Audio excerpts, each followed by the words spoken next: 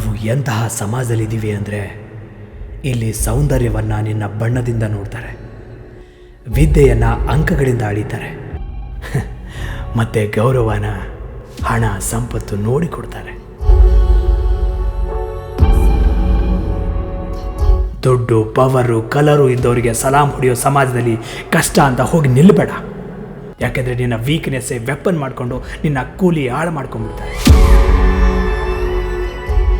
ಎಲ್ಲ ಕಷ್ಟಗಳಿಂದ ಪಾರಾಗುವ ಸರಳ ಮಂತ್ರ ಯಾವುದು ಗೊತ್ತಾ? ಈ ಪರಿಸ್ಥಿತಿ ಹೀಗೆ ಇರಲ್ಲ ಅನ್ನೋದನ್ನು ಅರಿಯೋದು. ಮಳೆಯಿಂದ ಕೊಚ್ಚಿ ಹೋದ ಇರುವೆನ ಮೀನು ತಿನ್ನುತ್ತೆ, ಅದೇ ನೀರು ಬತ್ತಿ ಹೋದಾಗ ಸತ್ತ ಮೀನು ಇರುವೆ ತಿನ್ನುತ್ತೆ. ನಿನ್ನ ಸಮಯನೂ ಬರುತ್ತೆ, ಆ ಸಮಯಕ್ಕೋಸ್ಕರ ಕಾಯಬೇಕು ಅಷ್ಟೇ. ಹಾಗಂತ ಸಮಯನ ಕಾಯ್ತಾ ಕೂರೋದಲ್ಲ, ಆಶಾವಾದಿ ಆಗಬೇಕು. ಆಶಾವಾದಿ ಮಾತ್ರ ಪ್ರತಿ ಕಷ್ಟದಲ್ಲೂ ಅವಕಾಶ ಕಂಡ್ಕೋಬಲ್ಲ.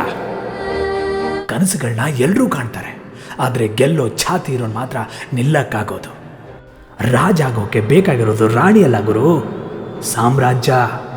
ಒಂದು ಮಾತು ನೆನ್ಪಿಟ್ಕೋ, ನಿನಗೆ ಸೂರ್ಯನಂತೆ ಮಿಂಚುವ ಆಸೆ ಇದ್ರೆ ಮೊದಲು ಸೂರ್ಯನಂತೆ ಉರಿಯೋದನ್ನ ಕಲಿ. ಎಲ್ಲಿ ಹುಟ್ಟಬೇಕನ್ನೋದು ನಿನ್ನ ಕೈಯಲ್ಲಿಲ್ಲ ನಿಜ, ಆದರೆ ಎಲ್ಲಿಗೆ ಮುಟ್ಟಬೇಕನ್ನೋದು ನಿನ್ನ ಕೈಯಲ್ಲೇ ಇರೋದು. ನಡೆಯೋ ದಾರಿಲಿ ನಿಯತ್ತಿದ್ರೆ ತಡೆಯೋ ತಾಕತ್ತು ಯಾವನ್ಗೂ ಇಲ್ಲ, ಯಾವನ್ಗೂ ಇಲ್ಲ.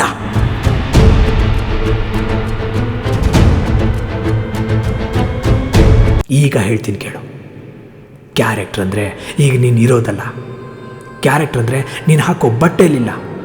ಕ್ಯಾರೆಕ್ಟರ್ ಅಂದರೆ ನಿನ್ನ ನಡವಳಿಕೆ ಅಲ್ಲ. ಕ್ಯಾರೆಕ್ಟರ್ ಅಂದರೆ ನಿನ್ನ ಒಳಗಡೆ ಇರೋ ಫೈಯರ್. ಕ್ಯಾರೆಕ್ಟರ್ ಅಂದರೆ ನೀನು ಅಂದ್ಕೊಂಡಿದ್ದನ್ನು ಮಾಡೋ ವಿಗರ್. ಕ್ಯಾರೆಕ್ಟರ್ ಅಂದರೆ ಏನೇ ಬಂದರೂ ಎದೆ ಬಡ್ಡಿ ನಿಲ್ಲೋ ಪಾವರ್. ಆ ಒಂದು ಕ್ಯಾರೆಕ್ಟರ್ ಕಂಡುಕೊಂಡ ಮರುದಿನವೇ ನೀನು ಇಡೀ ಜಗತ್ತನ್ನೇ ಗೆದ್ದೆ ಅನ್ಕೋ.